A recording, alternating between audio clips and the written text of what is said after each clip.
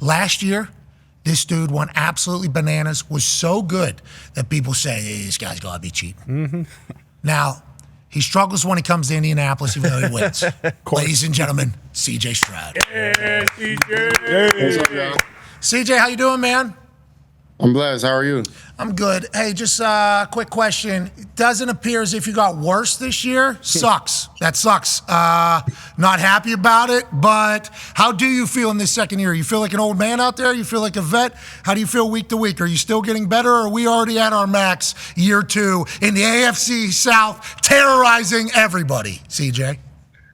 I feel like I'm still getting better week to week. A lot of defenses are playing me a little different, just trying to take me away, playing a lot of deep coverage, a lot of too high shell. So, I'm still trying to process that, but I feel like week to week I'm getting better. I think the last 2 weeks are definitely some of my best games, and I'm just still growing and still continuing to just challenge myself every week in and week out just to, find ways to get wins. So you talk about that too high coverage. That's actually a big part of the conversation about the modern NFL right now. Mel Kiper Jr. actually went on television and said we need to ban cover 2 because of what it's doing to NFL offenses. You just talked about learning it. What does that mean for you? Just taking the easy one as opposed to always taking the shot, or trying to dissect the defense a little bit more? What do you mean by that whenever you say trying to figure out cover 2 a little bit more? I would say, it's I've been playing against it forever, but it's a defensive philosophy, in my opinion, like bend, don't break, and just make you snap it over and over and over and over, So, that's where I think we can get better for the Texans, just, being able to get our running game going a little more. Also, not taking not just getting cheap penalties, because then that puts you in a backed up situation, or 1st and 20, 2nd and 20, 1st and 15, 2nd and 15. Then you're living on third down, and it's hard to live on third down in the NFL. So, I would say, like, I'm taking what's there. I'm taking the shots when I see them, but also, just being able to stay in the positive, stay in the green is what we talk about here. And I think, that's kind of what defenses are doing nowadays. To some of the premier quarterbacks, you see Mahomes gets it a ton, Josh Allen gets it a ton. It's hard to always just be patient. Sometimes you just want to force it down the field. So, it's just a lot of maturity you have to have at this position when you're, looked at as one of the guys that can, beat a defense and they want to take you away. Okay, so let's talk about that maturity a little bit. Do you think it's because you played so much ball at Ohio State that you just kind of drop in here and you're a 90-year-old man at the most important position in the NFL? Why do you think you have that maturity level already? Yeah, I would say it has to do something with it. My time at Ohio State definitely prepared me, not only on the field but off as well.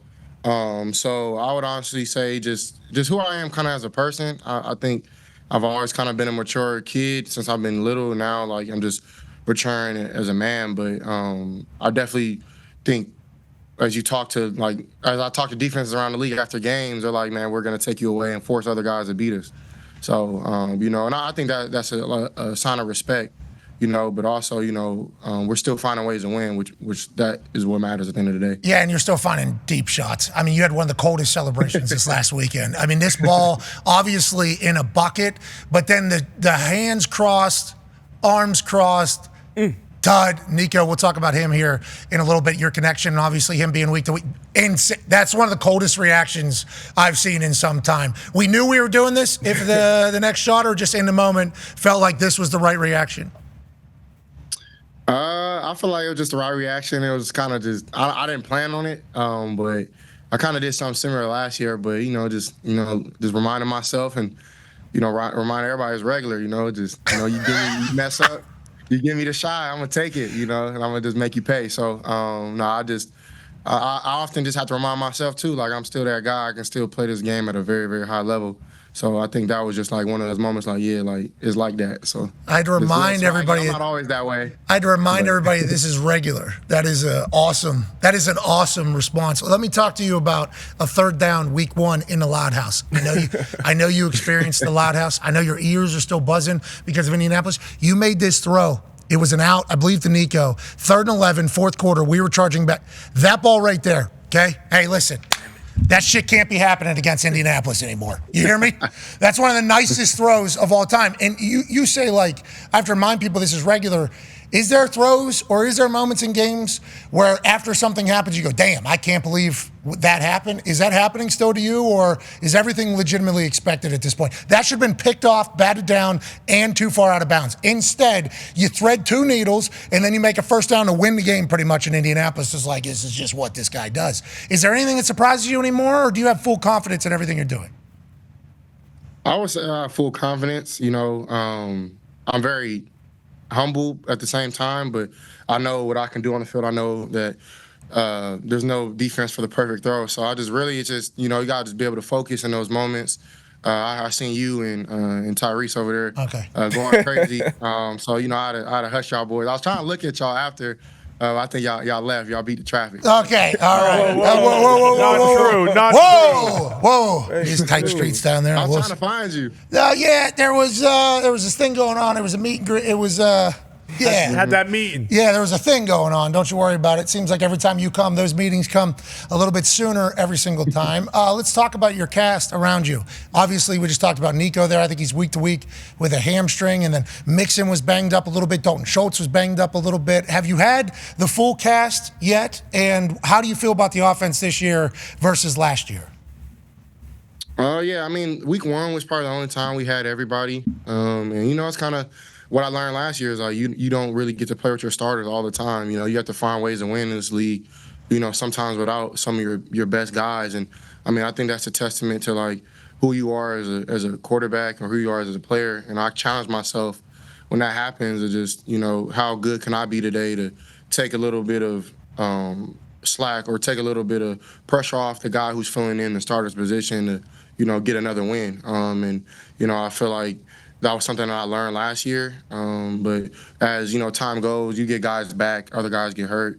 It's kind of just what, football thing is, the worst thing about it is injuries.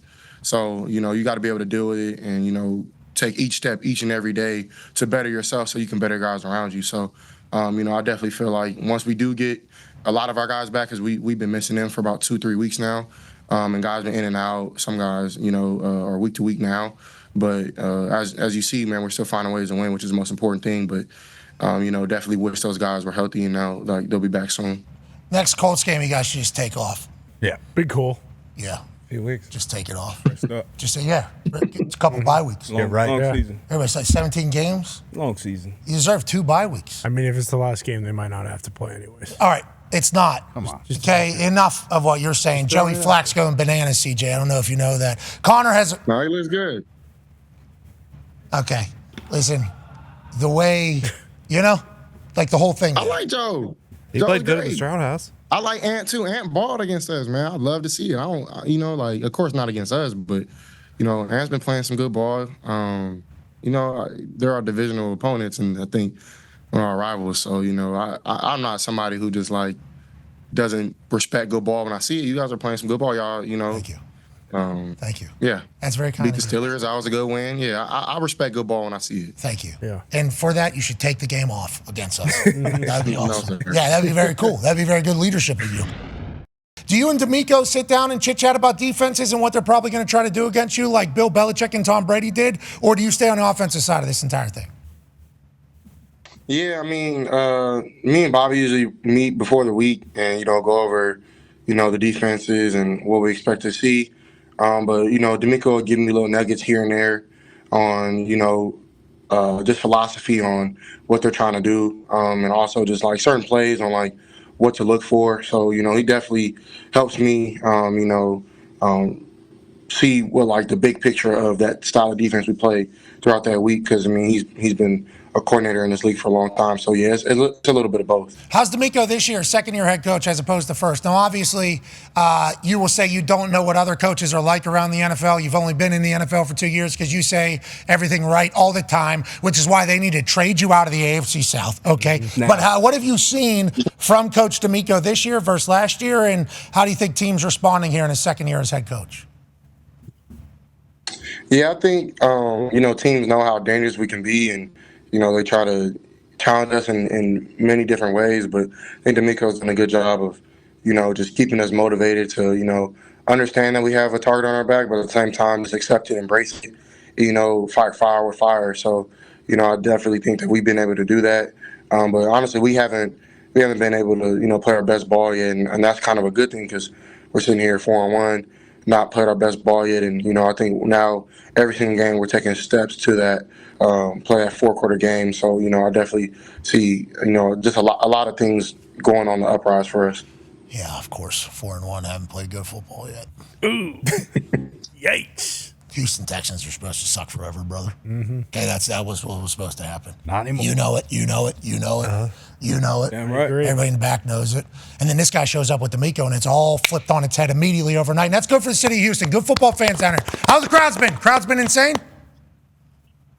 Yeah, it's been cool. Last game was like a playoff game. It was pretty nice, and it's 12 o'clock games are a little different in Houston just because there's a lot to do out here. So we really don't get nobody until like first quarter. But the people who come early, thank you, appreciate it. Yeah. But it's all love though. Like it's been loud though. It's been really loud. Like the Bears game was amazing. Felt like a playoff game.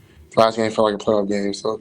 It's on the uprise. Yeah, there's a lot to do down there in Houston. That's why what you were able to do as a rookie down there without being distracted is insane. There's another rookie coming, though. D-But's got a question for you. Yeah, CJ, you were kind of that outlier last year coming in as a rookie, just being dynamic, picking up. I got a question for you. Like, what was the biggest challenge for you coming in from college, obviously being a superstar at the college level, and then being the face of a franchise in the NFL, handling that week to week? And then what's your thoughts on Jayden Daniels and how he's performing early on in his rookie season? Yeah, I would say one of the biggest challenges is, just finding your niche and finding, like, how you were so successful in college and now putting that to the league. Because the game really don't change. It's just little nuances here and there. But honestly, I feel like once I got comfortable, once I got confident, is when I started playing really well. So I can see that with Jayden, but he hit the ground running from week one. So I'm super proud of him. Talk to him almost every week, and just a fan of his and what he's been able to do these last couple of weeks. And he's just getting warmed up. So I hope that he continues to just stay at it, stay hungry, and I know he will just because that's his personality. But two young IE kids from the same area, just making plays, living out our dreams. So it's just a blessing, and it's just a testament to, like, man, you put your heart to something, you can really do it, and it's not too hard for anybody because we're the ones that made it, and we come from really similar situations. So I'm just super proud of him. Root him on every week, and really hope that people see his value, because last year I feel like since I was a rookie, people just kept throwing the rookie tag on me, like, nah. I think one of y'all just said it, like, nah, it's just good quarterback play, point blank period. So I hope people can see that. I like that you felt disrespected by people saying this is the greatest rookie season of all time. Rookie, can we just talk about me as a quarterback as a whole? And I'll tell you what, right now everybody's doing that with CJ Stroud. We can't thank you enough for joining us on this glorious Tuesday. What do you got the rest of the day? Man, I'm about to chill, watch movies, just try to get my mind off the game for a little bit. It's cool. You gonna text Caleb Williams? You talk about. All right, okay. You're the man. Yeah. You're the man. Have you guys talked since then?